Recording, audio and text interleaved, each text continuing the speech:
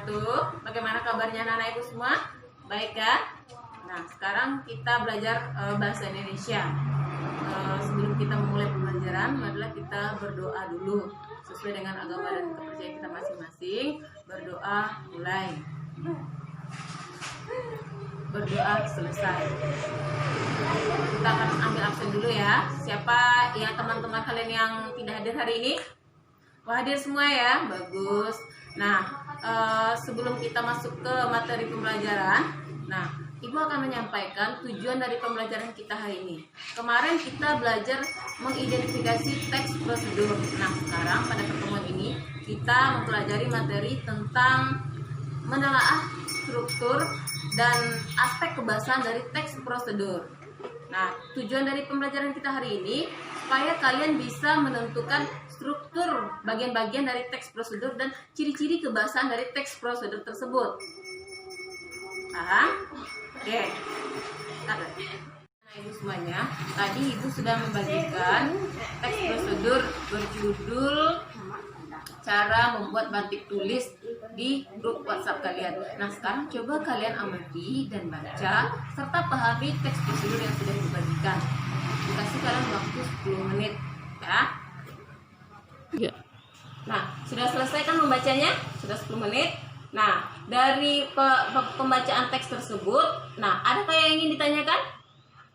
Nah, silakan yang mau bertanya. Sekarang Ibu tunggu ya pertanyaannya.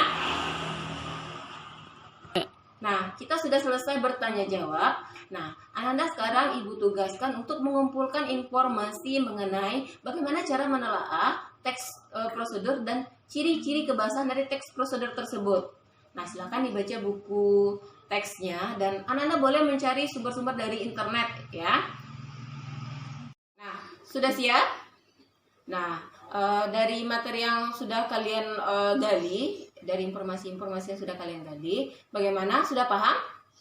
Nah, di sini Ibu sudah merangkum juga materi tentang teks prosedur, khususnya tentang menelaah struktur, bagaimana cara menelaah struktur dan ciri kebahasaan dari teks prosedur. Coba perhatikan PowerPoint yang Ibu sediakan di depan.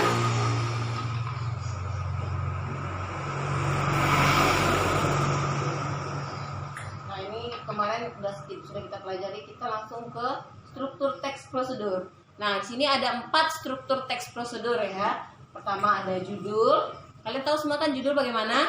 Judul itu bagian paling atas yang merupakan gambaran isi secara keseluruhan. Ya. Nah, yang kedua bagiannya itu tujuan yang berisi kata-kata pengantar dari teks yang akan kita buat.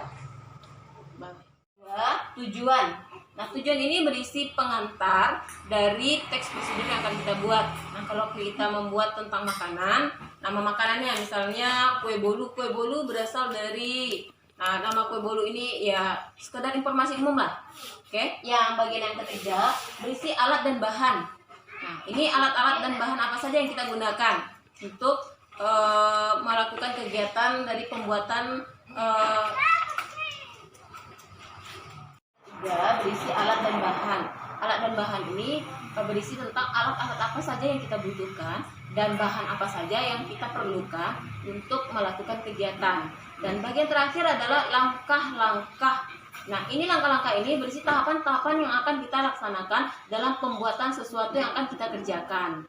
Nah, sampai di sini Anda paham? Ya, oke. Kalau begitu kita lanjut. Ya. Kalau begitu kita lanjut masuk ke ciri bahasa ya, karena poin kita 2 di sini menelaah struktur teks prosedur dan ciri kebahasaan teks prosedur. Nah, yang kedua adalah ciri kebahasaan dari teks prosedur. Nah, cirinya ada 9 ya. Anda juga sudah membaca dari informasi yang Anda peroleh tadi dari buku teks dan internet. Nah, ada yang kurang paham atau kurang jelas? Nah, di sini Ibu ada dapat 9 ya. Nah, yang pertama itu menggunakan konjungsi temporal. Yang kedua, menggunakan kata kerja imperatif ya. Yang ketiga, menggunakan material dan tingkah laku. Yang keempat, terdapat kata bilangan sebagai penanda urutan ya. Yang kelima, terdapat kalimat interrogatif. Yang keenam, terdapat kalimat deklaratif atau kalimat yang berisikan pernyataan. Jelaskan tadi. Nah, sekarang kalian Ibu minta untuk menentukan atau menelaah struktur dari teks prosedur cara membuat batik tulis tadi, dan kalian tentukan juga ciri kebahasaannya. Nah, kalian Ibu beri waktu 30 menit untuk mengerjakannya. Nah, sebelum kita mulai mengerjakan latihan tersebut, adakah yang ingin ditanyakan? Tidak? Kalau tidak, silahkan dikerjakan sekarang ya. Nah, kalau sudah selesai, sekarang Ibu minta kalian untuk maju ke depan. Nah, sebelum Ibu suruh satu-satu, adakah yang mau maju ke depan secara sukarela untuk mempresentasikan hasil kerjanya ke depan? Nanti teman-teman yang lain akan memberikan komentar atau masukan, ya. Oke, siapa tadi? Oke. Kita sudah sampai pada penutup, ya. Nah, kita di sini akan menyimpulkan pembelajaran kita pada hari ini sesuai dengan KD tadi, yaitu menelaah struktur dan ciri kebahasaan dari teks prosedur. Nah, masih ingat kan apa tadi struktur, ada berapa tadi struktur dari teks prosedur? Ya, ada 4 ya.